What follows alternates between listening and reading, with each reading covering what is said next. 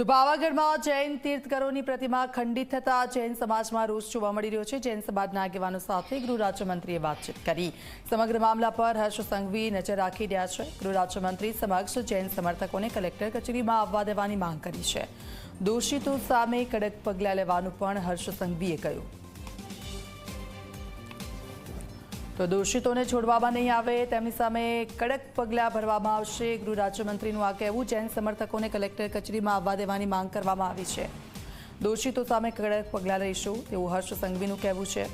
જે મામલો સમગ્ર સામે આવ્યો છે, જૈન પ્રતિમાઓ છે તેને ખંડિત કરવામાં આવી છે। પાવાગઢ ખાતે રાખવામાં આવેલી તેને મૂકવામાં આવે અને જેને પણ આ કૃત્ય કર્યું છે તે લોકોને સખતમાં સખત સજા કરવામાં આવે તેવી માંગ કરવામાં આવી છે। ચેતન અમારી સાથે જોડાઈ ગયા છે। ચેતન, જે ખંડિત થઈ છે મૂર્તિઓ અને તેને લઈને જૈન સમાજની જે માંગ છે, ગૃહ રાજ્યમંત્રીએ પણ કહ્યું છે કે કોઈને પણ છોડવામાં નહીં આવે અને તેમની નજર છે સતત આ ઘટના પર।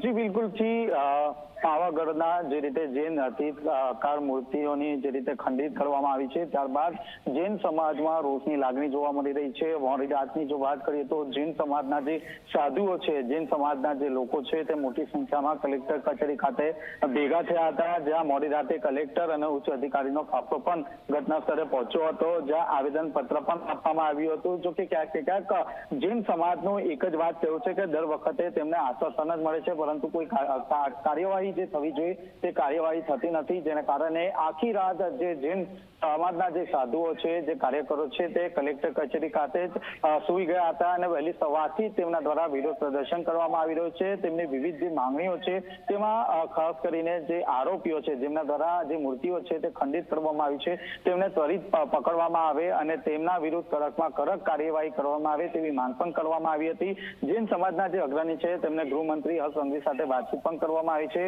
ગૃહમંત્રી દ્વારા જે જૈન સમાજના જે મંદિર છે તેમના જે જમીનના જે દસ્તાવેજો છે તે મંગાવવામાં આવ્યા છે અને વહેલામાં વહેલી તકે આ સમગ્ર જે પ્રકરણ છે તેમાં નિરાકરણ આવશે તેવું આશ્વાસન પણ આપવામાં આવ્યું છે। જો કે હાલમાં જ્યાં સુધી આરોપી નહીં પકડાય ત્યાં સુધી જૈન સમાજ અને જે સાધુઓ છે તે આ જ રીતે વિરોધ પ્રદર્શન કરતા રહેશે તેવું તેમના દ્વારા કહેવામાં આવ્યું છે। જે પોલીસ કમિશનર છે, જે એડિશનલ સીપી છે તેમના દ્વારા પણ જૈન સમાજના જે સાધુ છે તેમને સમજાવવાનો પ્રયાસ કરવામાં આવ્યો હતો। જો કે તેમની એક જ વાત છે કે જ્યાં સુધી અસામાજિક તત્વોને પકડી લેવામાં નહીં આવે, તેમના વિરુદ્ધ ગુનો નોંધવામાં નહીં આવે ત્યાં સુધી તેમનો આ જ રીતે વિરોધ કરવામાં આવશે અને ધીરે ધીરે જે જૈન સમુદાયની જે સંખ્યા છે તે વધી રહી છે। હાલની જો પરિસ્થિતિની વાત કરીએ તો અંદાજિત 1500 થી વધુ જે જૈન સમાજના જે અગ્રણીઓ છે તે હાલ કલેક્ટર કચેરી ખાતે જોવા મળી રહ્યા છે।